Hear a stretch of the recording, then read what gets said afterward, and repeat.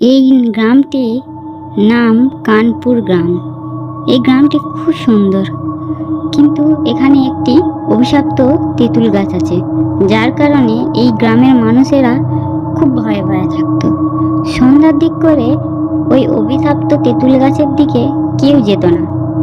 এই গ্রামে এক লালু নামের একটি ছেলে আছে।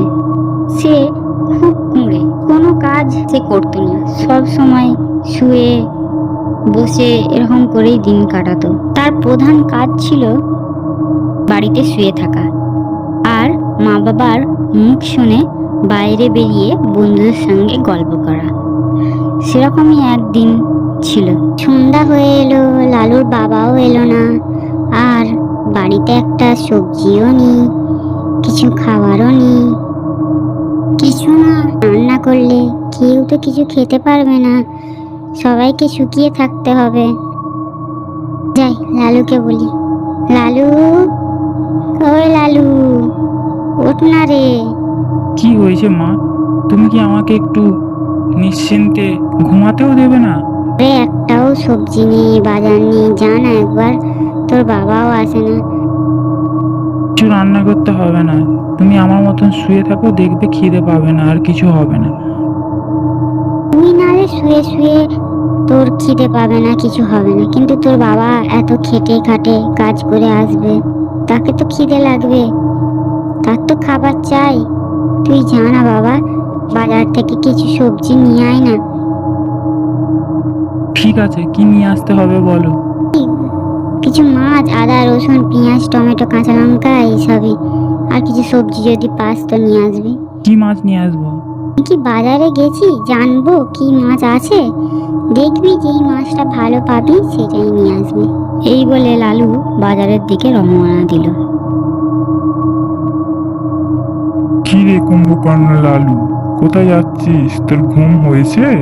আজকে কি ব্যাপার, তোকে তো আর দেখাই যায় না, বাইরে বেরিয়েছিস তোর ঘুম ছেড়ে দিয়ে।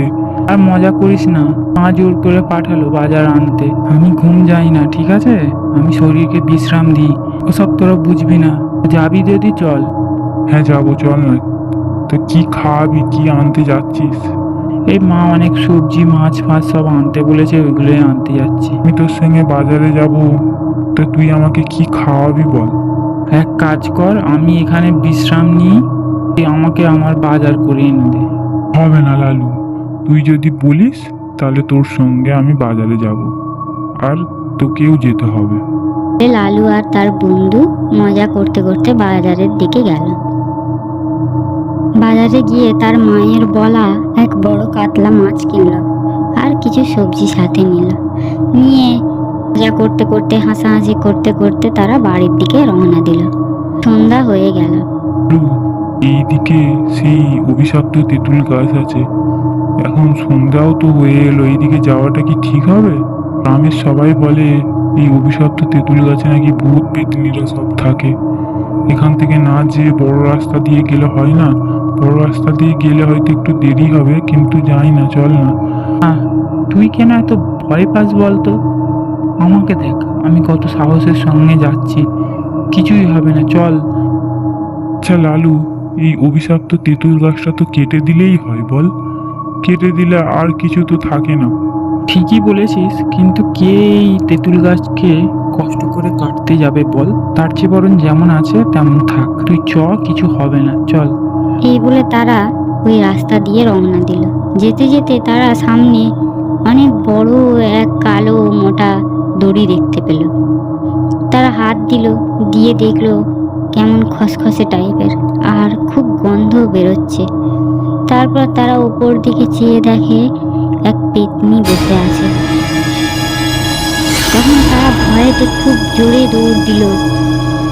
সেই দেখে ওই পেতনি খুব জোরে জোরে হাসতে শুরু করলো আর বলতে লাগলো, রে পালাচ্ছিস, আমাকে মাছটা দিয়ে যা। এই বলে পেতনি খুব জোরে জোরে হাসতে লাগলো, আর ভয়ে লালু আর তার বন্ধু অজ্ঞান হয়ে যায়। পেতনি সেখানে গিয়ে সেই মাছটিকে নিয়ে চলে আসে আর খেয়ে নেয়। আর এদিকে তার মা চিন্তা করে, এখনো তো এলো না, সন্ধ্যা নেবে এলো। কই গো গিন্নি, কোথায় গেলে? শোনো না, লালুকে বাজারে পাঠিয়েছিলাম, কিন্তু সন্ধ্যা নেমে এলো, এখনো তো ছেলে বাড়ি এলো না। ঠিক আছে, আমি যাচ্ছি, দেখছি কোথায় আছে। শোনো না গো, ওইদিকে তো সেই অভিশপ্ত তেঁতুল গাছ আছে, তুমি যাবে আবার একা একা? কিছু হবে না, আমি যাচ্ছি গিন্নি, তুমি থাকো, আমি দেখছি। এই বলে তার বাবা ওই পথে রওনা দিল। গিয়ে দেখলো সেই তাল গাছের ওখানে তার ছেলে লালু আর তার বন্ধু অজ্ঞান হয়ে পড়ে আছে। তখন তার বাবা তাদের দুজনকে বাড়িতে নিয়ে এলো, আর তারপর তাদের দুজনের জ্ঞান ফিরল। জ্ঞান ফেরার পর তারা সব কথা তার বাবা মাকে বলল।